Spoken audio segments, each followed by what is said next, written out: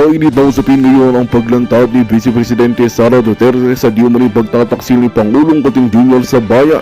Ang revelasyong ito ay nagdulot ng matinding galit at pagkadismaya ng taong bayan laban sa Administrasyong Marcos. Ayon kay VP Sara, may mga ebidensyang magpapatunay sa mga kilos ni Kuting Jr. na tiwalis sa interes ng sambayanang Pilipino. Bagamat hindi pa isinapubliko ang buong detalye, inihayag ng Vice Presidente ang mahalaga para sa bayan na malaman ang katotohanan. Ang pahayag na ito ay nagdulot ng mas mataas na tensyon sa pagitan ng dalawang pinakamataas na opisyal ng bansa at nagbigay daan sa mas matinding batikos mula sa iba't ibang sektor ng lipunan. Sa gitna ng isyu na nanawagan ng publiko ng masusing imbestigasyon upang malaman kung totoo ang mga aligasyon laban kay Kuting. Samantalang maraming Pilipino ang nagbayag ng pagkabahala sa epekto ng kontrobersiya sa ekonomiya at pamamahala ng bansa. Patuloy na inabangan ng taong bayan ang susunod na hakbang ng pamahalaan, lalo na ang magiging sagot ni Pangulong Kuting sa mabibigat na akusasyon laban sa kaniya. At yan ang balitang ating pagkakatutukan. Ngunit bago ang lahat, siguraduhin mag-subscribe at ihit ang notification bell para sa patuloy na pagtutok sa mga silap ng bagong balita sa tunay na boses ng masa.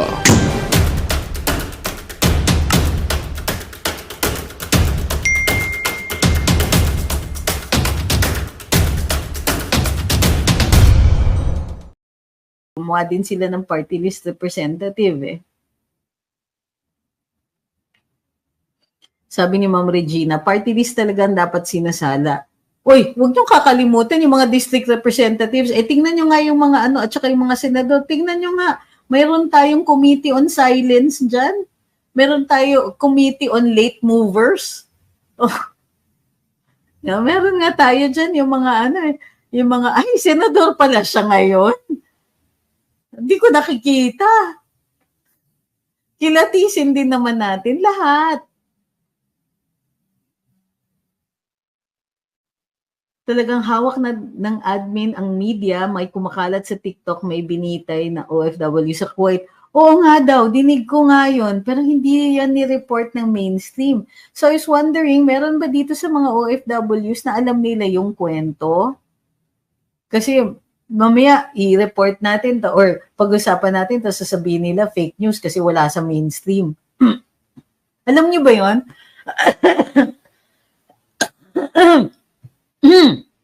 Excuse me.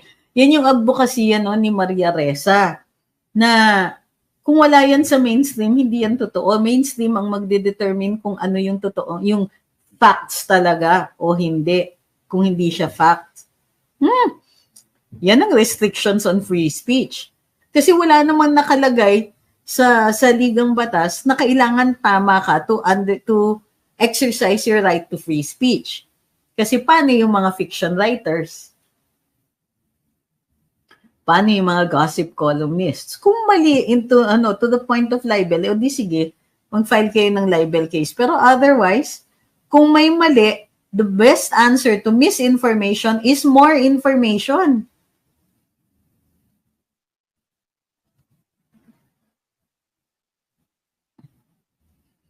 Sabi ni Oka, nakakatuwa yung pag-file uli ni PRD ng COC, nakakasigla lang ng puso. Ang swerte ng Davao City kainggit.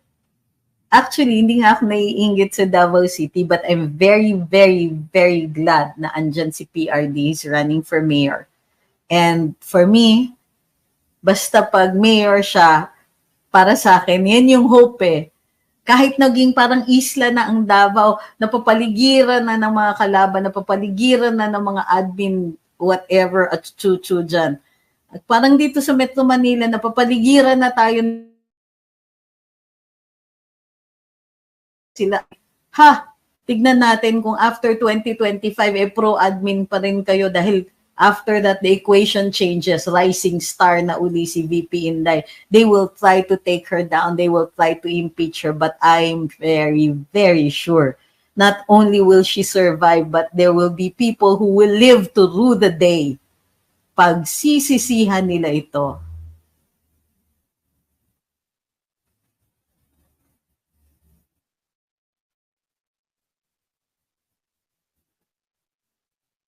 Sabi ni Jessa, please tulungan niyo po ang isang Pinay na OFW na sa Riyadh na bibitayin. Wala pong pakialam ang government natin sa Pinas, hindi tulad ni tatay. Ma'am, meron bang link dyan? Could you send us the story? ano yung name, ano nangyari, saan po yan. Baka merong narration yung family niya, baka may post yung family niya, i-share po natin. Kasi kung hindi yan papatulan ng mainstream, tayo po ang gagawa niyan. And let's try to shame this admin into doing something. Diyos ko, di ba, kailangan pa talaga na meron tayong ganyang klaseng effort para pansinin yung isang OFW na nangangailangan ng suporta ng ating gobyerno.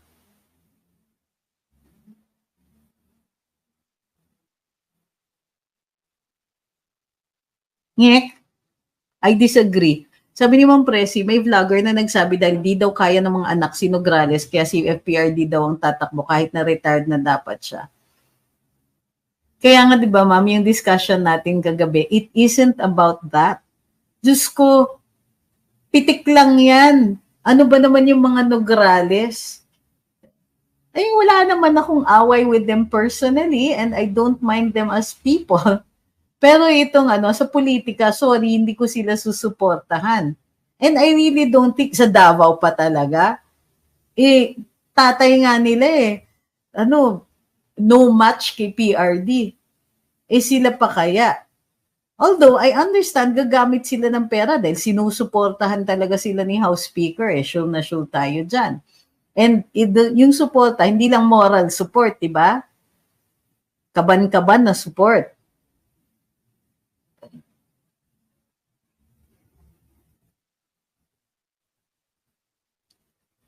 Oo, hindi nga po binabalita sa Pinas, dito sa Saudi Arabia lang. Padala niyo po yung link kung sana merong English report dyan sa Saudi.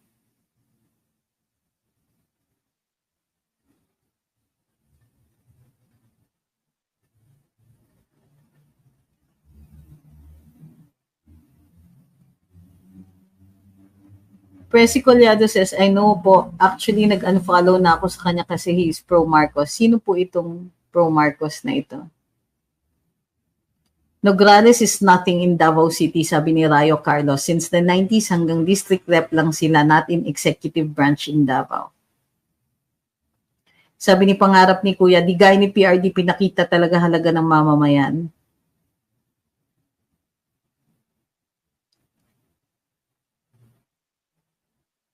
Bakit parang hindi active si Arnel Ignacio? Siya pa rin ba yung OWA? Yes po.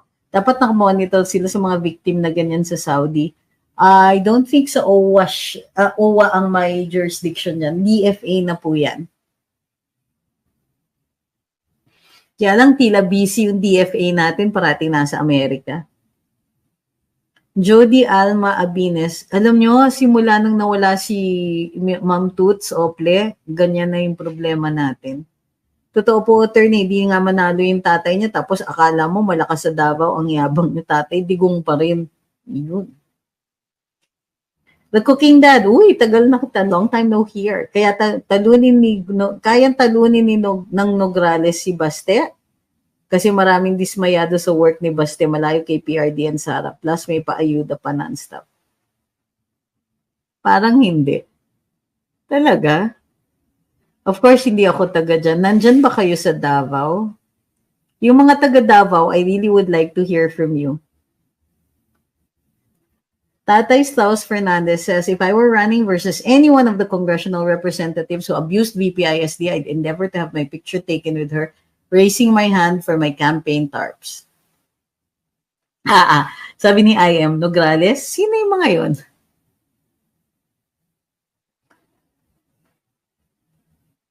Padala niyo yung link.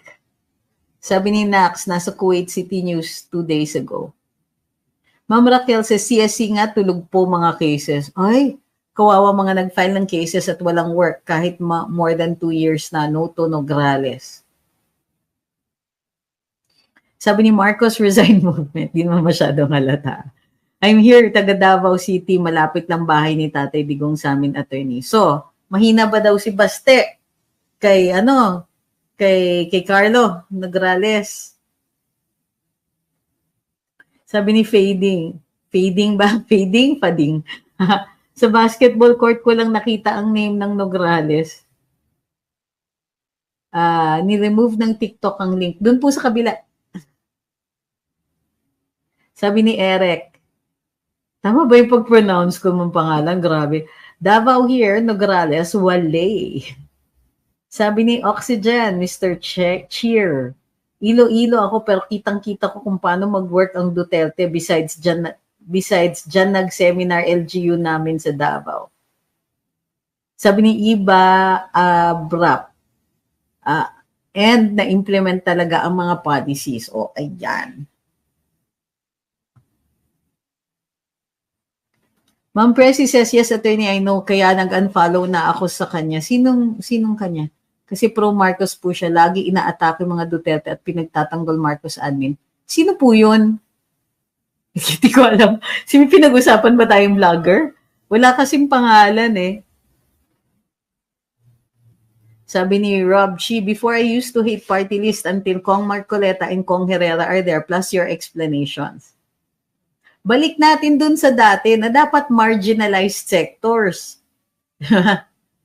O kaya yung mga tama, marginalized sectors. Halimbawa, hindi makapasa-pasa, no, kasi hindi nakapasa. Merong application for yung isang grupo na kilala ko na magkaroon ng party list for culture and arts. Alam mo, ni-reject ng COMELEC. Sabi ko, teka muna, ano ba talaga ang patakaran ninyo para sa party list? Pwede yung mga nagbebenta ng LPG.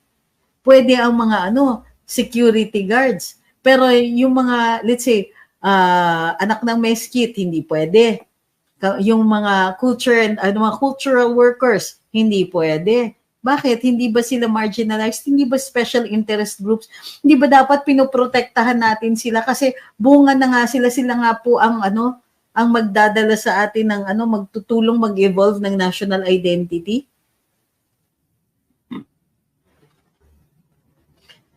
Ma'am Regina says, Dan Fernandez is running for governor here in Laguna. Gosh. I wish na nilipat ko pala ang aking ang aking registration dyan sa Laguna. Kasi taga Kabuyaw ang aking family. Davao po ako, sabi ni Ma'am Rose, kahit mamudmud pa ang Nograles ng pera, Duterte pa rin.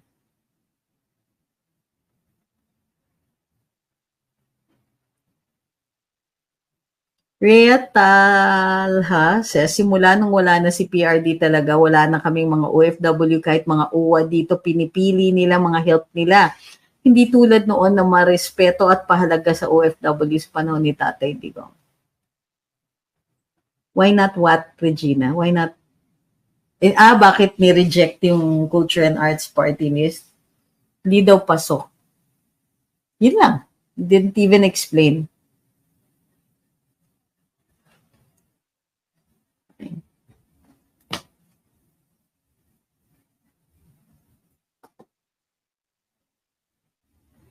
October 5 po pala nabita yung Pinoy OFW sa Saudi. Wala man lang ka-effort dun sa sa taas. Uy, salamat. Uy, naka 50% na dyan sa TikTok. Thank you.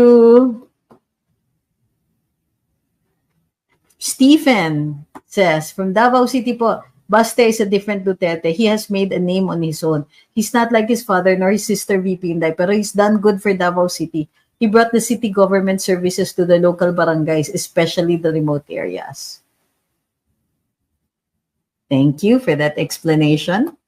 Shika says, hindi po kaya ng Nogi ang Dutertes dito sa Davao. Lalangawin lang ang mga yan kahit pa si Baste ang kaharap. I love it.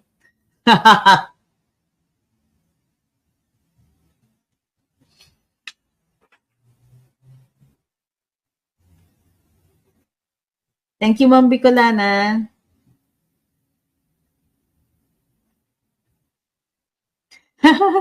Maganda to, sabi ni Pastor Atenta, Diyos ko ang Dutertes. May presidente na, may vice-presidente pa. Ang Nograles, may ikakasal. Di ba? Ang saya. John Michael says, I am from Davao and there's really no way a Nograles can have an inch of a chance to win. Okay, isang beses lang kami nagka-World War ng tatay ko and that was when he supported Nograles, the father. Sabi ni Kapwa at Bayanihan, attorney every province has representatives din. May Bicol ako, Waray ako, Bisaya ako, Ilocano ako. Yep. And I wonder, meron na tayong district representatives. Pumapayag ang COMELEC at ang Kongreso na meron pang regional representatives through the party list system. E di, triple na ang representation nila, samantalang yung mga marginalized sectors nga. Ay.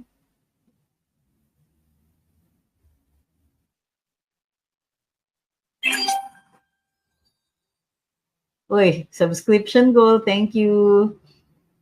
Really dami.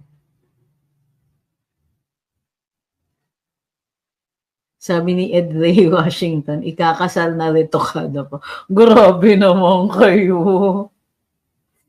Marami akong kaibigan na gano'n and there's nothing wrong with that. Ang masama niyan is, pagka masama ang ugali mo, yun talaga. Kaya pag masama ugali mo, wala nang rules sa sa insultuhan eh. 'Di ba?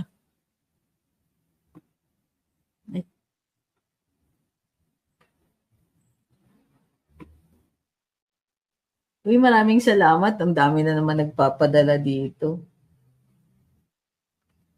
Okay. May problema, try niyong message si Admin Arnel. Pag may problema, try niyong i-message si Admin Arnel.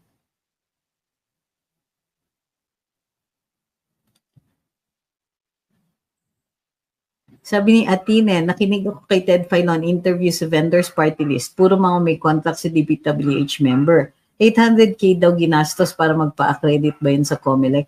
Hindi ko narinig yung part na yon. Iniintay ko. Kasi ganito yon ha? Ganito yon. Wala akong nakikita na disqualification ang may kontrata yung company mo with the government. Kung ka naman, kung mag-divest ka naman. Kasi yun po yung inaano natin. Ganito ha, galing ka sa private sector, tatakbo ka. Kapag ikaw ay nanalo, divest na lahat yan. Actually, dapat, ideally, habang tumatakbo ka pa lang, umalis ka na sa family business. Umalis ka na dun sa mga yon. Benta mo na yung mga yan or whatever. Or let your family take care of it na. Kasi, yung pagka may kontrata ka with the with the government, magiging conflict of interest yan kapag binigyan mo ng pondo yung mga yan. Yeah. Pero kung ikaw mismo, without doing anything, nagkaroon ng kontrata yung grupo na yun, kongresista ka, tapos it's within your, ikaw, isa yun sa mga projects mo, anti-graft and corrupt practices na kaagad.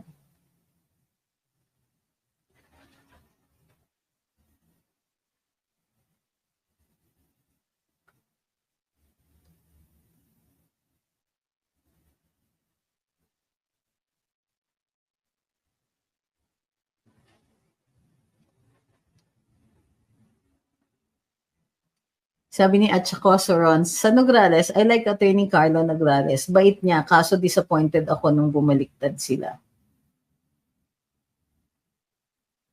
Sa totoo lang,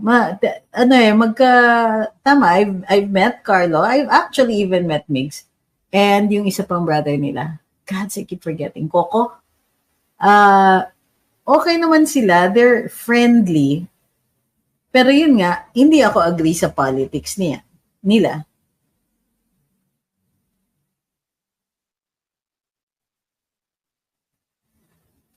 Let says, siguro, syempre gusto ng Davao yung matapang labanan ng mga droga, terorista, NPA dahil gusto nila peaceful ang Davao.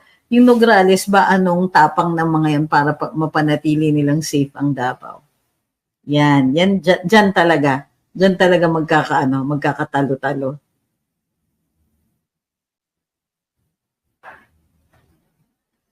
Kailangan po ba may 800K para mag-file ng COC ng party list? Actually, hindi. It shouldn't reach that much. Pero, nagdududa ako, 800K? Ang dinig ko nga may 2 million, may 10 million, may mga ganon. Kung sa dayaan rin lang. So, ewan ko. Duda din ako dyan.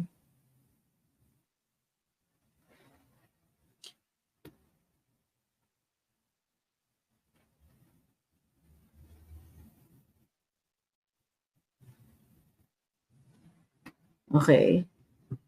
Next. Ian says, maiba lang po, bakit po kayo nag-resign as press secretary? Is it really a health issue? Galing nyo makipag-usap sa media ng mga time na yan. Ian, tignan nyo po dyan, since nasa YouTube ka, go to our channel, look at the pinned video. Yun po yung may narration na po doon. Kasi paulit-ulit na eh. Kailang para para panoorin nyo naman yung video.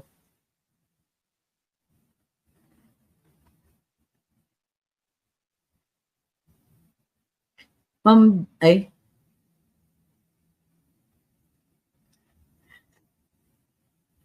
Babasahin ko pa rin kahit naka-all caps si ma'am. Sabi niya, nabahira ng bad record ang mga almaryo ng Diet Cake Mix na Grales.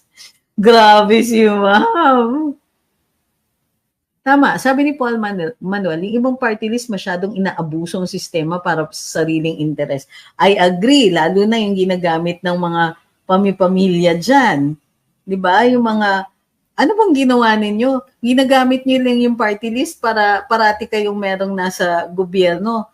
Halimbawa, o appointed si kuya, party list si ate, si other person, what a district representative. Ay, nako.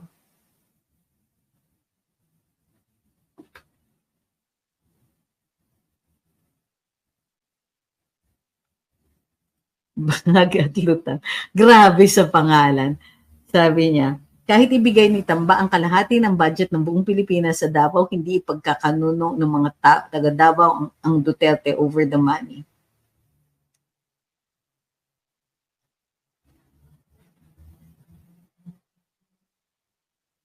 Sabi ni Rangel, marginalized na daw yung political career.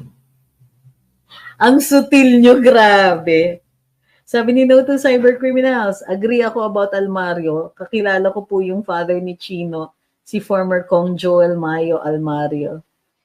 Oh. Oh. Okay.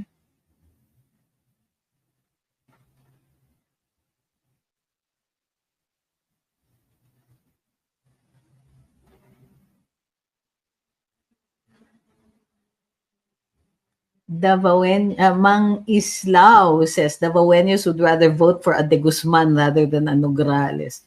Uy, ang taray. Finally, nagka-call rin tayo after a long time. Sabi ni Maymay, hoy, ugok, kamusta disbarment? Hoy, tanga, di ka pa rin marunong magbasa? Punta ka dun sa Supreme Court website, hanapin mo kung abogado pa ako. Galingan mo. So next time, gamitin mo yung tunay mong pangalan, i-post mo yung address mo para alam namin na matapang ka at hindi ka natatakot sa mga libel cases. Game? Palibasa, nananamantala ka, ako lantad ang mukha ko. Ako, kitang-kita kung sino ako. Ikaw, hindi. And you think that shooting from the dark makes you have an advantage? Diyos ko.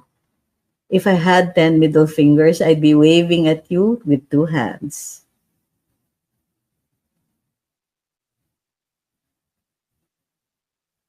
Alam niyo kung bakit? Ganito ha. Remember, hindi ko pa napapag-usapan. Pinag-usapan yung libel cases, di ba?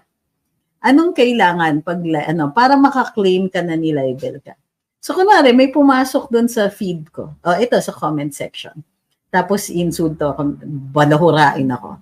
So, pag tinawag ko siyang any choice, tanga, pangit, whatever, which normally would be libelous. Pero walang libel pag sa kanya. Unang-una, kasi siya nag-umpisa. Siya yung nag-attack sa akin, defense yung sa akin.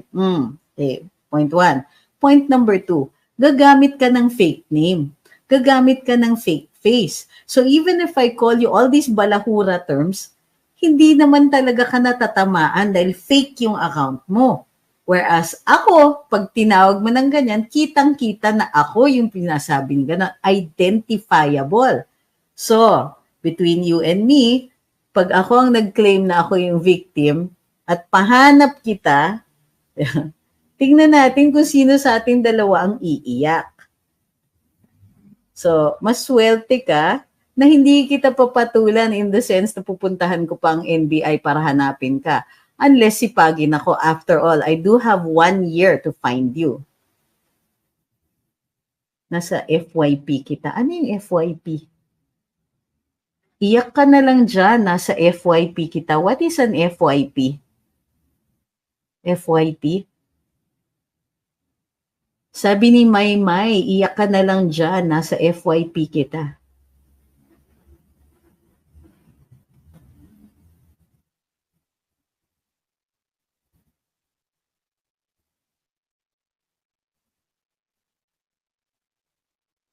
Ano nga, sagutin mo ako, ano yung FYP? For your page only? Ano yun? Wait, ano? What does that even mean? For your page. So what? Nasa FYP kita. So? Diba? Ay, anong in-stack? For your page. Hashtag yun. So what? Ooh, big deal. So what? O, so nandun ako sa page mo. So what? Lumalabas ako sa feeds niya. Yun na yun? That's it? Ano yun? Is that a threat? Nasa FYP kita?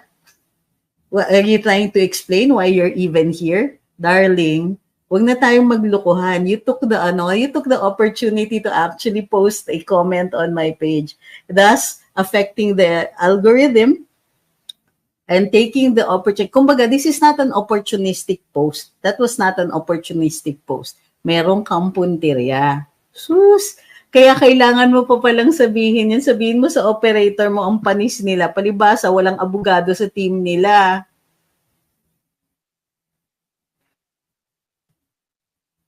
Si Sir Greco, sabi ni Geek O Goody 8, ay Bisaya gyud. Si Dr. Richard Mata, may party list na ang support base ay Makabayan Bloc under Ron Salo, according to Sir E.B. Hugalbot. O, di alam na natin sino yung mga iiwasan, di ba?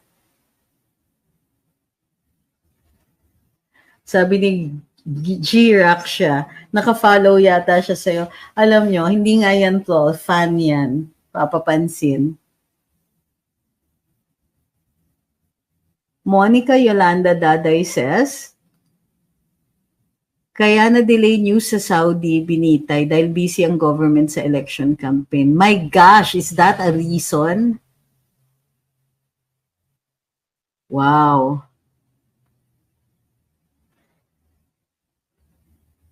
Attorney Trix, yun talaga ang totoo. Ang mga almaryo sa Davao Oriental at ay mayayamang pamilya. Sila, hindi na kailangan ang Nograles. Hi. So, kumbaga sa politika, sa larangan ng politika, the Nograleses are upstarts kasi wala ang father nila. If their father were still around, yun ang seasoned na politician. So, kumbaga, ngayon, sila-sila na lang ang nagdidiskarte and I think medyo nahihirapan yata sila.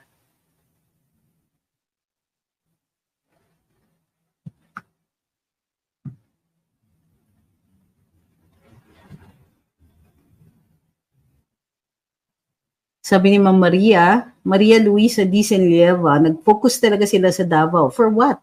Mostly sa Norte, ang maraming nasalanta sa Bagyo. Well, ganito yun eh. As long as may Davao City ang mga Duterte, hindi mamamatay ang DDS. Gets nyo? Hindi mawawala. Hindi magsusubside. Kasi meron tayong parang Rome. Meron tayong pilgrimage site. Meron tayong sentro para dun sa mga sa pagpoprotekta natin kay VP Inday.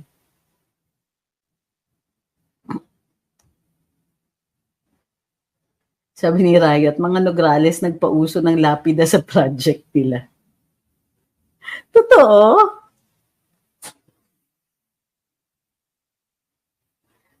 Sabi ni June Mark, why not select party list the same way we elect senators and winners are selected by ranking? Nakita niyo na po ba? May formula nga po dun sa party lists. So, it's very, very complicated. Meron pang talagang calculus pa. para discuss natin minsan yan because nakakahilo siya. Sabi ni Rhea, kaming mga OFW po aambag para po isupport ka namin for the best future ng aming mga anak at sa susunod na henerasyon. Matatalino, may prinsipyo at makabayan tulad mo para sa Pinas. Ma'am, save nyo na lang po pera ninyo. Meron po akong gagawin muna in the next few years para makatulong. Hindi naman po ako titigil. And hindi po natin kailangan na nasa gobyerno tayo para makatulong sa kapwa. At ang pangako ko ay tututukan po natin ang voter education, lalo-lalo na sa ating mga kabataan. Pupunuin din po natin yung ibang mga kakulangan ng kaalaman dun sa ibang mga schools and universities pagdating sa ating saligang batas. Isasama na rin po namin ang ilang research na ginagawa namin ngayon tungkol sa ating kasaysayan. Kasi dyan naman po talaga ako nanggaling. Ako po ay cultural worker. Ako po ay conservator and conservationist. Sabi ni Jean Phoenix, di pwede ATCA, magwawelga ang Team Sutil. Grabe kayo. Parang nagkaroon ako bigla totoo naman, may utang ako sa inyo. And binabayaran ko yan every time na nagla-live tayo.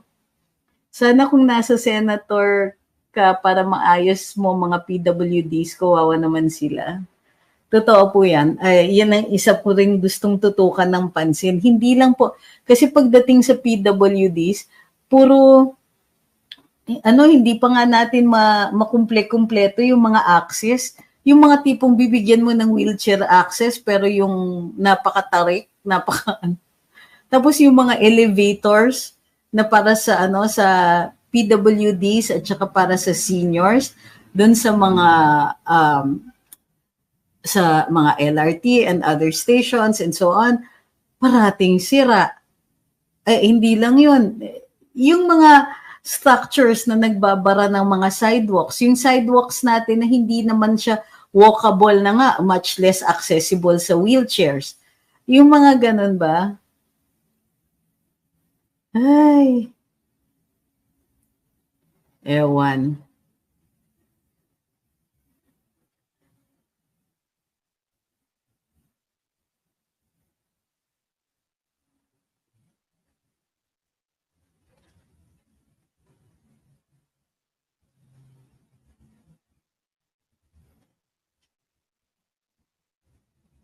Sabi ni Sleep Spell, kumain na siya pero hindi nagamot.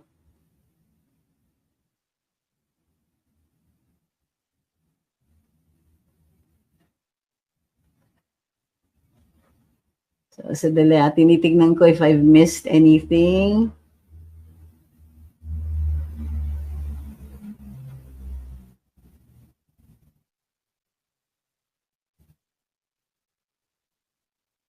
Sabi ni Bumi, it means sobrang fan mo siya. Haha, kakanood niya sa'yo lahat ng feed niya about sa'yo.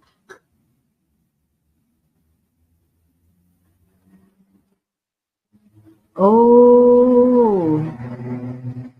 So that's what a For Your page is. It's a personalized feed na nandun ako parati sa feed niya.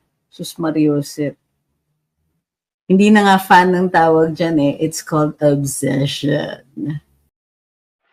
Magandang balita ang hatid namin sa inyo ngayong araw. Sa pagtatapos ng aming balitaan, nagbigay kami ng mga mahalagang impormasyon. Maraming salamat sa pagtutok at pagsuporta sa aming programa. Huwag kalimutang manatili sa mga susunod na araw para sa mga bagong balita at mga kwento na dapat nating abangan. Mula sa Boses ng Masa, magandang araw, Pilipinas!